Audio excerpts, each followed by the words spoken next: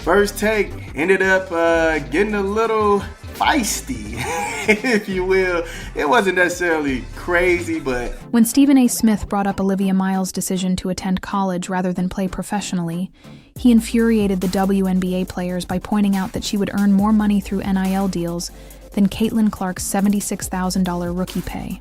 This heated argument turned the First Take studio into a battlefield.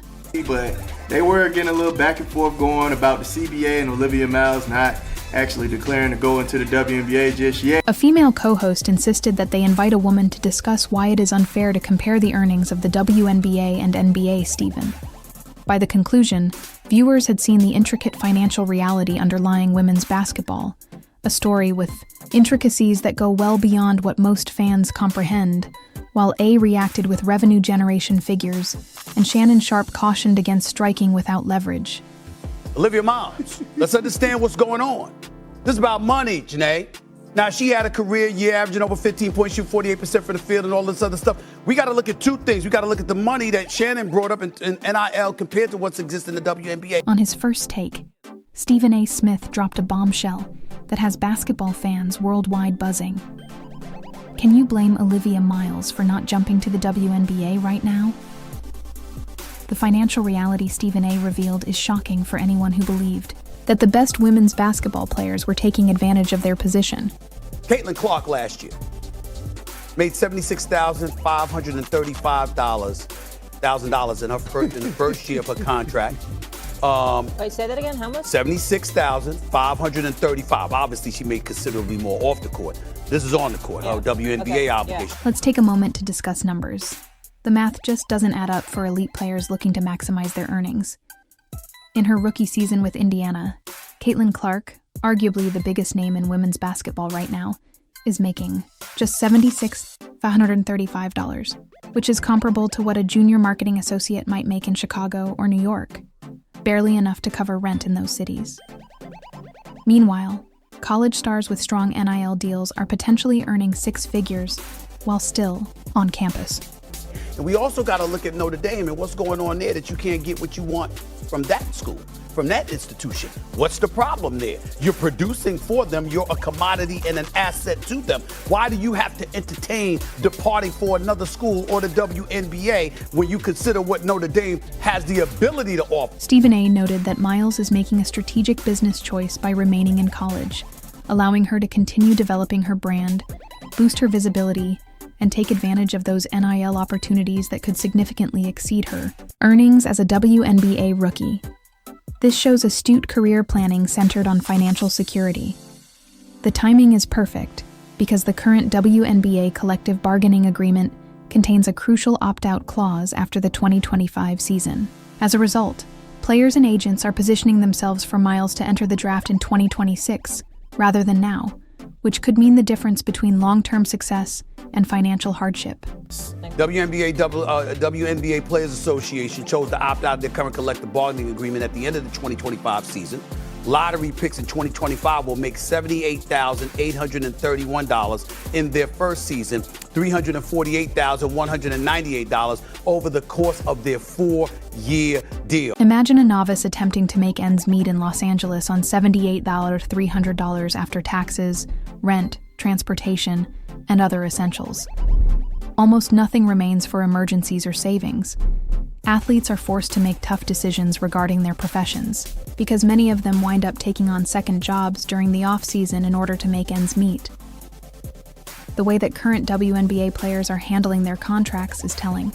Instead of committing to long-term contracts, many veterans are accepting one-year agreements in the hopes that the 2026 CBA will result in a significant pay raise. They are sacrificing short-term stability in the hopes of earning a larger payout.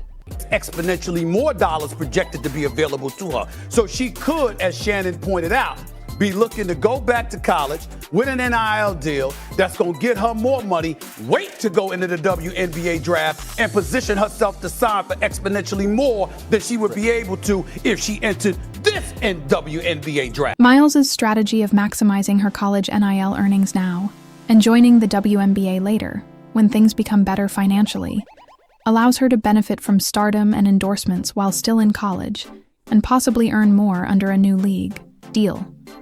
This speaks to a more serious problem. In contrast to NBA rookies who receive lucrative contracts, elite female athletes frequently make more money in college than as professionals. WNBA rookies occasionally require part-time work. This fiscal disparity was revealed by Stephen A. Smith, which sparked discussion over the WNBA's financial future. I'd like to know the comparison between the NBA, what they're bringing in, and the players. Let me tell you why that the percentage versus the WNBA, the league's taking Let me tell y'all. Tension in the studio was evident when one co-host on First Take urged that they bring in another woman to argue why WNBA players should be paid at NBA levels, escalating the controversy to a nuclear level. Before he shocked everyone with a financial reality bomb, you could almost see Stephen A. Smith's blood pressure increasing as he attempted to remain composed. Hold on, Jen. I'm going to come to you. Let me tell y'all why y'all need to stop that. We're going to be honest on this show. Why? The fact of the matter is, stop comparing yourself to the NBA because the NBA makes exponentially more. So because it was a combination of two things. Number one is the money that they make. And number two is the position that you're in from a collective bargaining perspective to ask yourself how much credit do you... The WNBA reportedly lost $40 million last year, despite the excitement and growing popularity. It's a fundamentally unfair comparison, he shot back, revealing what many fans are unaware of. The league projected growth while sinking financially, like a beautiful ship taking on water below deck. This reality check instantly changed the tone of the conversation.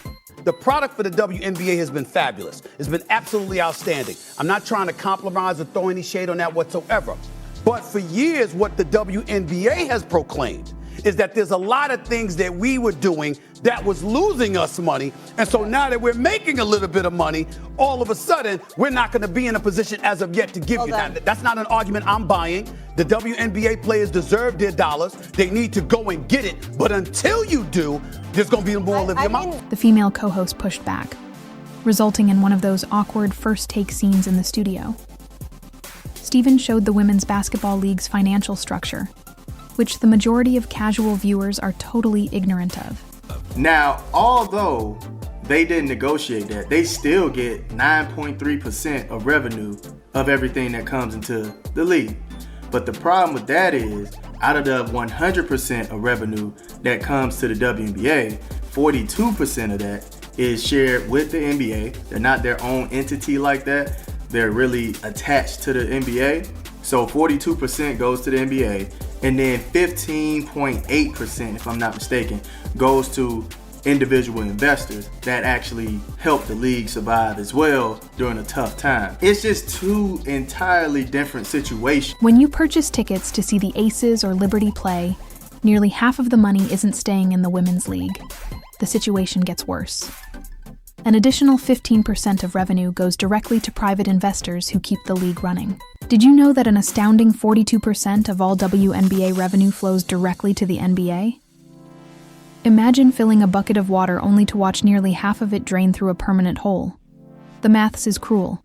When more than half of the water never reaches the crops, 57% of the total revenue made by women's basketball disappears before it can be used to pay players or expand the league.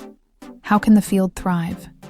And although they have it set up to where if the team or the organization don't make a profit, they still get their share of the revenue, they're making a profit. So you can't really ignore that part. They made 11.4, 11.3 billion last year in the positives, okay?